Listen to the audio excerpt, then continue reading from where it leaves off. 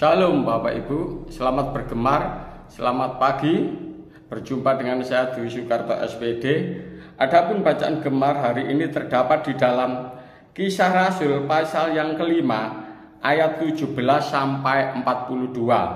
Adapun saya akan membaca ayat yang ke-29 sampai 33 dan dilanjutkan ayat yang ke-42. Demikian bunyi firman Tuhan. Tetapi Petrus dan rasul-rasul itu menjawab, katanya, kita harus lebih taat kepada Allah daripada kepada manusia. Allah nenek moyang kita telah membangkitkan Yesus yang kamu gantungkan pada kayu salib dan kamu bunuh.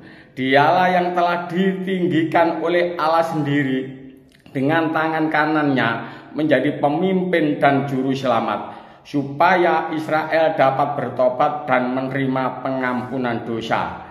Dan kami adalah saksi dari segala sesuatu itu.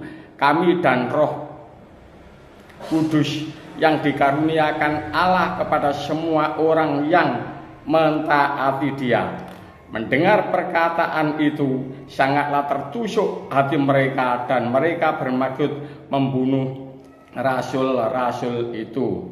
Bapak, Ibu, dan saudaraku yang dikasihi Tuhan, ini adalah Rasul Petrus dan Yohanes serta rasul yang lainnya untuk mencapaikan kabar keselamatan yang daripada Tuhan Yesus Kristus. Namun di situ banyak sekali orang yang menentangnya dan melarang untuk mengabarkan atas nama tersebut, yaitu nama Tuhan Yesus Kristus. Karena apa, Bapak Ibu?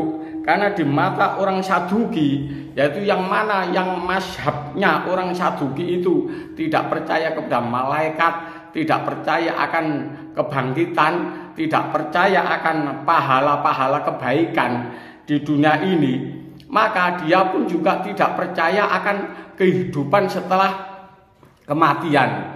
Namun rasul-rasul ini menyampaikan kabar baik bahwa setelah kematian itu ada kehidupan.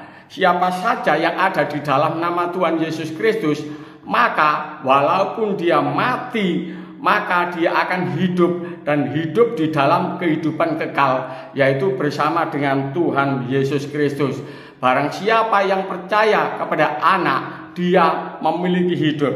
Di sini dikatakan Allah nenek moyang kita telah membangkitkan Yesus. Artinya Bapa telah membangkitkan Yesus yang kamu gantungkan pada kayu salib dan kamu bunuh. Jadi di sini para rasul melihat dengan mata kepala sendiri dan dia mendengar sendiri dari Tuhan Yesus Kristus bahwa di dalam nama Tuhan Yesus Kristus ada keselamatan. Di dalam nama Tuhan Yesus Kristus ada mujizat, ada keajaiban. Di dalam nama Tuhan Yesus Kristus akan terjadi kebangkitan. Siapa yang percaya kepada Dia? Ayat 31, dialah yang telah ditinggikan oleh Allah, di sini oleh Bapa ya.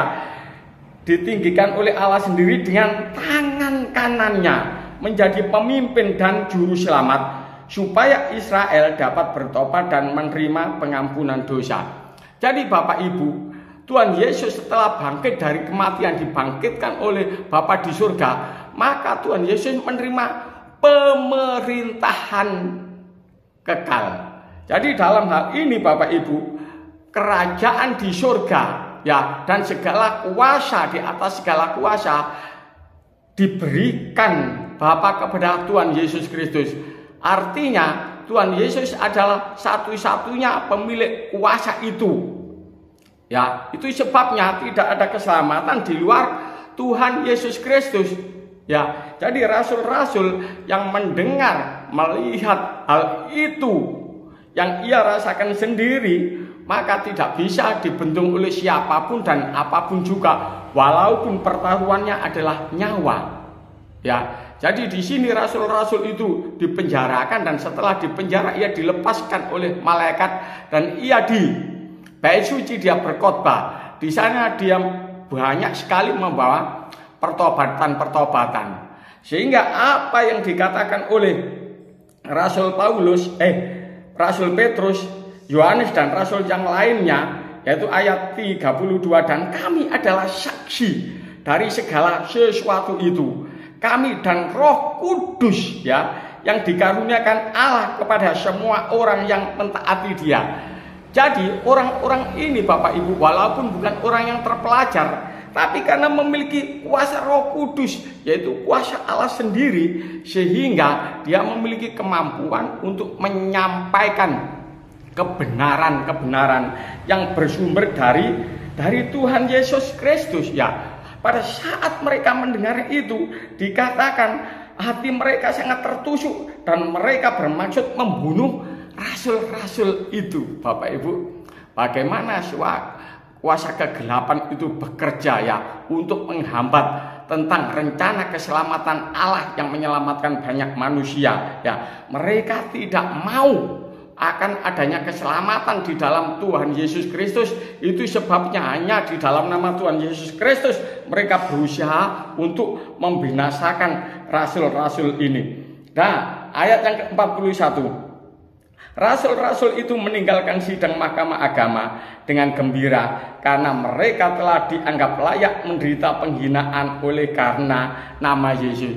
Jadi rasul-rasul ini tahu mengapa dia harus menderita, mengapa dia harus dihina. Ya, itu menunjukkan bahwa siapa yang ikut Tuhan Yesus Kristus, dia akan dibenci oleh dunia ini. Itu semakin menunjukkan bahwa siapa saja pengikut Tuhan Yesus Kristus yang menyampaikan terang, karena dunia ini ada di dalam kegelapan, maka mereka akan berhadapan dengan orang-orang jahat, yaitu orang-orang pengikut kegelapan. Ayat 42, dan setiap hari mereka melanjutkan pengajaran mereka di bait Allah dan di rumah-rumah orang, dan memberitakan Injil tentang Yesus yang adalah Mesias. Jadi Bapak Ibu, di dalam hal ini Bapak Ibu tidak bisa tidak, orang percaya yang sudah mengerti tentang keselamatan itu, ia akan memberitakan kebenaran ini. Dan satu perkara Bapak Ibu yang kita pahami adalah keselamatan tidak berhenti sampai di Kalvari, tetapi keselamatan itu akan bekerja sampai sekarang ini juga, yaitu siapa yang ada bersama dengan Tuhan Yesus Kristus, mengerti kebenaran firman Tuhan, hidup di dalam kebenaran firman Tuhan dan di dalam pimpinan Roh Kudus, maka dia memiliki kewajiban Bapak Ibu dan memiliki kerinduan untuk menyelamatkan banyak jiwa. Sehingga melalui Bapak Ibu semua yang mendengarkan gemar ini, kita semua adalah menjadi kepanjangan tangan Tuhan untuk membawa keselamatan.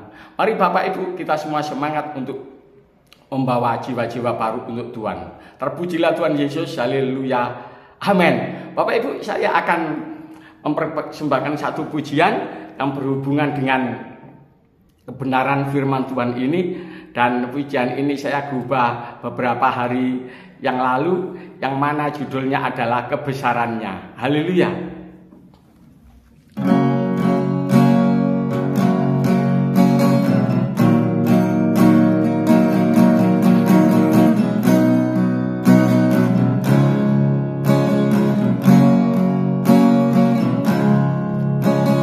Kau jalan kebenaran dan hidup, keselamatan hanya ada di dalam Engkau. Tiada nama lain, hanya Yesus, nama yang berkuasa, sanggup selamatkan hidup manusia.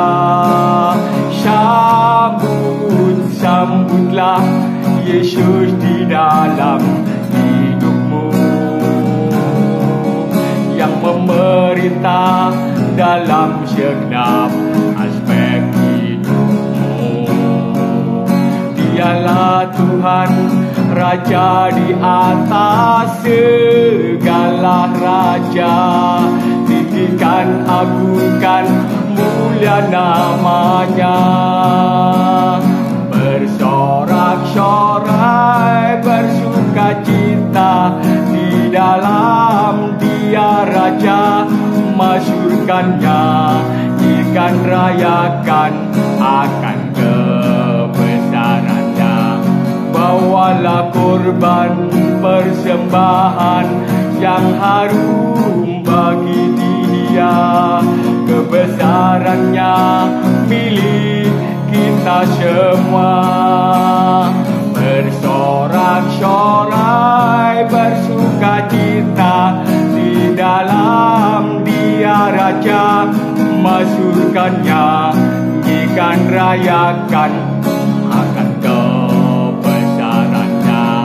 Bawalah korban persembahan yang harum bagi Dia. Kebesarannya milik kita semua. Kebesarannya milik kita semua. Kebesarannya milik kita semua.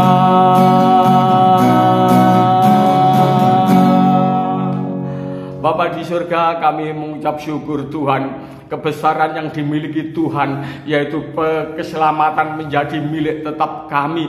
Dan siapa saja yang percaya kepada Tuhan Yesus Kristus, ia memperoleh keselamatan. Terima kasih, terpujilah Tuhan Yesus Kristus sekarang, selamanya, sampai kekal. Haleluya, amin. Demikianlah Bapak Ibu gemar, dan mari kita tetap semangat senantiasa membaca firman Tuhan untuk mengerti siapa pribadi Tuhan Yesus.